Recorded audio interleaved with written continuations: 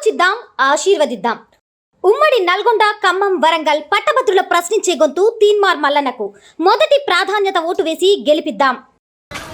Congress party అభ్యర్థిగా లేదంటే India కూటమి అభ్యర్థిగా వామపక్షాలు, Telangana Janasamithi, CPML, new democracy లాంటి పార్టీల మద్దతుతో, వివిధ ప్రజా సంఘాల మద్దతుతో ఇవాళ మీ ముందు ఒక అభ్యర్థిగా నిలబడ్డప్పటికీ, నా వెన్నంటే ఎన్ని పార్టీలు, ఎంతమంది నాయకత్వం ఉన్నప్పటికీ మీరు తలుచుకుంటేనే నేను ఏదైనా చేయగలుగుతా, మీరు అవకాశం ఇస్తేనే చేయగలుగుతా. మీరే అల్టిమేట్గా మీరు ఇచ్చేటువంటి ఓటు ద్వారా నేను అటుపోవాలా ఇటుపోవాలనేది తేల్చేటువంటి అంశం.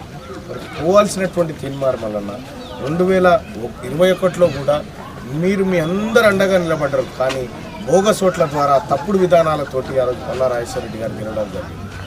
ఈసారి కూడా మళ్ళీ వాళ్ళకు ఆప్షన్ లేక, ఏం చేయాలో తెలియక, ఎందుకు ఓటే అసలు ఎందుకు వచ్చింది సార్ ఈ ఉప ఎన్నిక? మాకు చేత కాదని మీరు వదిలిపెట్టిపోతేనే కదా ఈ ఉప ఎన్నిక వచ్చింది. మళ్ళీ మాకు చేతనైతుందని మళ్ళీ వస్తూ ఉన్నారు. 3 సార్లు పరీక్షించారు కదా సార్. ఒక్కసారి సోదరుడు తీన్మార్ మల్లన్నకు అవకాశం ఇవ్వండి అన్న. చట్టసభల్లో మీరు చూడనటువంటి కార్యక్రమాలు అయితే ఉంటాయి, ఖచ్చితంగా మీరు కోరుకునేటువంటి కార్యక్రమాలు ఉంటాయి. ఎవరికి గులాంగిరి చేసేది లేదు, ఎవరికి దండం పెట్టేది లేదు, దశకం పెట్టేది లేదు. బరాబర్ ప్రజలే నా ఎజెండా, పట్టభద్రులే నా ఎజెండా, వారి సమస్యలే నా ఎజెండాగా ఉండబోతా ఉన్నాయి. మీరు చూస్తారు రేపు పొద్దుగాల ఎక్కడికి పోయినా ప్రజలందరూ చెప్పేది ఒకటే మాట, మళ్ళీ పోయినసారి అన్యాయం జరిగింది, ఈసారి కానీయం. పోయినసారి జరిగింది, ఈసారి కానీయం. ఈసారి మీరు గెలుస్తున్నారు, ఎందుకు తిరుగుతూ ఉన్నారంటే తిరుగుడు నాకు అలవాటు, నేను ప్రజల్లో ఉండడం అలవాటు, ప్రజల కోసం పనిచేయడం అలవాటు. ఓటును అభ్యర్థించాలి. నువ్వు ఎట్టి పరిస్థితుల్లో గెలుస్తున్నావు మళ్ళీ ఓట్లు అడగకుండా, ప్రజలను వేడుకోకుండా ఇది చేయడం సబబు కాదు. నేను ఏం చేస్తున్నావు ప్రజలకు చెప్తా ఉన్నా, ఓటు అభ్యర్థిస్తా ఉన్నా. ఇప్పుడు వచ్చినటువంటి నాయకులు, టీఆర్ఎస్ పార్టీ వాళ్ళు కానీ ఇంకోళ్ళు కానీ ఏం చేస్తారో చెప్పుడు లేదు. ఈ జీవోలు 317 తీసుకొచ్చింది వాళ్ళే, 46 జీవో తీసుకొచ్చింది వాళ్ళే. మొత్తం ప్రభుత్వ ఉద్యోగులకు జీతాలు చిన్నాభిన్నం చేసి ఎప్పుడు పడితే తెలియనటువంటి పరిస్థితి క్రియేట్ చేసింది వాళ్ళే. మొత్తం ఈ నిరుద్యోగ నోటిఫికేషన్లు, పేపర్ లీకేజీలు అన్నీ చేసినటువంటి వాళ్ళు వచ్చి వీటన్నిటిని నివారిస్తామని చెప్తా ఉంటే సిగ్గు అనిపిస్తూ ఉంది.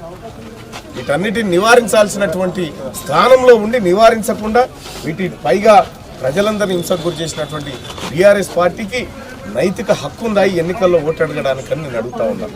నీకు 6 ఏళ్ల కాలానికి పాటు నీకు అధికారాన్ని అప్పచెప్పి ఎమ్మెల్సీ స్థానం ఇస్తే 3 ఏళ్లకే నాకు చేత కాదని వెళ్ళిపోయినటువంటి వ్యక్తులు మీరు. మీకు పదవులు, పార్టీలు మీకు ఇంపార్టెంట్. కానీ తీన్మార్ మల్లన్న ఇవాళ టీఆర్ఎస్ పార్టీ వాళ్ళు అంటా ఉన్నారు, కేటీ రామారావు అంటా ఉన్నాడు, తీన్మార్ మల్లన్న పదవి కోసం తిరుగుతూ ఉన్నాడు. తీన్మార్ మల్లన్న అనే మాట కంటే పెద్దదా అన్న ఈ పదవి? తీన్మార్ మల్లన్న అని ప్రజలు ఇచ్చినటువంటి ఇలా పుల్లన చెప్తా ఉన్నాడు. మొత్తం 38 దేశాలలో తీన్మార్ మల్లన్న ఎవరో తెలుసు తెలుగు ప్రజలకి, నేనేం చేస్తానో తెలుసు. కాబట్టి సోదరులారా, ఇది 3 జిల్లాల పరిధిలోని ఒక పదవి కావచ్చు, కానీ అది నాకు బాధ్యత. ఈ ప్రజల కోసం ఏదో ఒకటి చేయాలనేటువంటి ఒక తపనతో వచ్చినటువంటి వాడిని తప్ప ఇంకో కార్యక్రమం కాదు. దయచేసి పెద్దలారా ఆశీర్వదించండి, మీ ఓటును వృధా చేయనని చెప్పి నా అంతరాత్మ సాక్షిగా, నా కన్న తల్లిదండ్రుల సాక్షిగా మీ అందరికి చెప్తా ఉన్నాను. థ్యాంక్ యూ, ధన్యవాదాలు. ఆలోచిద్దాం, ఆశీర్వదిద్దాం. ఉమ్మడి నల్గొండ, ఖమ్మం, వరంగల్ పట్టభద్రుల ప్రశ్నించే గొంతు తీన్మార్ మల్లన్నకు మొదటి ప్రాధాన్యత ఓటు వేసి గెలిపిద్దాం.